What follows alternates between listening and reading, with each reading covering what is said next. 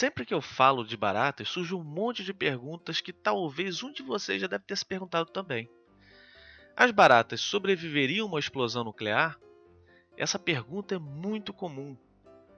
E essa dúvida surgiu no final da Segunda Guerra Mundial, depois que os Estados Unidos massacraram a população de Nagasaki no Japão.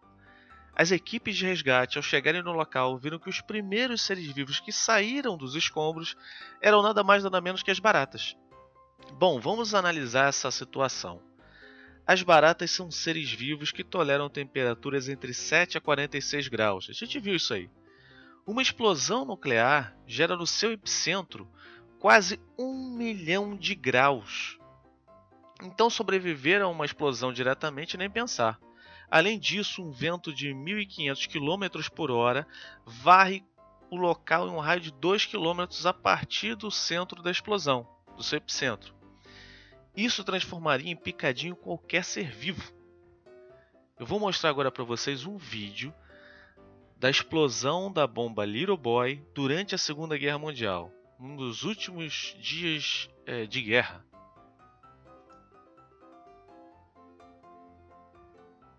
Então o avião liberou essa bomba que explodiu, e ao explodir liberou uma quantidade muito grande de energia num curto espaço de tempo.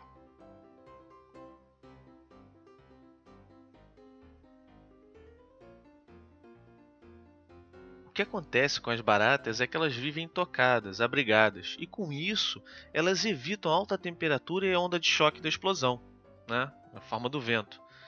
Além disso, elas podem tolerar muito mais a radiação do que nós. Então, elas não conseguem suportar uma explosão nuclear diretamente, mas podem viver em um mundo pós-apocalíptico. Afinal de contas, os dinossauros foram extintos com o impacto de um grande asteroide, mas as baratas que viviam naquela época ainda são encontradas hoje em dia. A gente conhece as baratas. Então, essa ideia de que as baratas sobreviveriam a uma explosão nuclear diretamente é impossível, pessoal. Uma outra questão é: as baratas podem sobreviver sem a cabeça? Para responder essa pergunta, temos que entender como o corpo das baratas funciona. Primeiro, ela tem um sistema nervoso descentralizado, que é bem diferente de nós.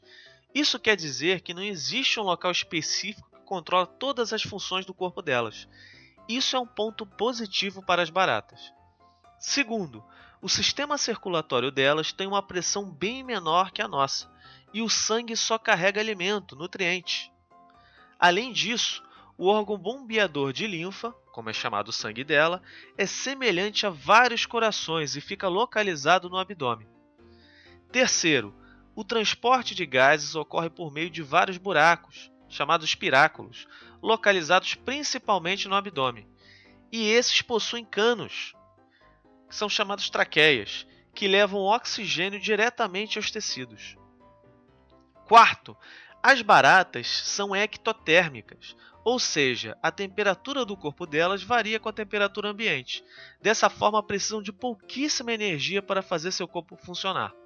Dessa forma, se cortarmos a cabeça de uma barata, o coração continuará bombeando, ela continuará respirando e seu corpo irá consumir suas reservas energéticas, na forma de gordura, que ela possui, principalmente no abdômen. Caso não se desidrate, pode viver até algumas semanas sem a cabeça. Então esse mito é verdadeiro. Uma pergunta bem comum é: existe barata albina? As baratas, como todos os insetos, fazem a troca do exoesqueleto quando crescem, em um processo chamado de ecdise. Que nem você, quando cresce durante sua vida, você não troca de roupa? Então, dessa forma, quando o inseto faz a ecdise, o exoesqueleto novo e maior, produzido pela pele da barata, está endurecendo ainda, daí o aspecto branco. Em contato com o ar, ele endurece e fica escuro após algumas horas. No vídeo a gente tem uma ecdise da barata Gonfradorrhina portentosa. Se vocês notarem bem, ela sai branquinha do antigo exoesqueleto. E após algumas horas, ela vai ficar escurinha, que nem essa aqui que está se alimentando. Todas as baratas voam?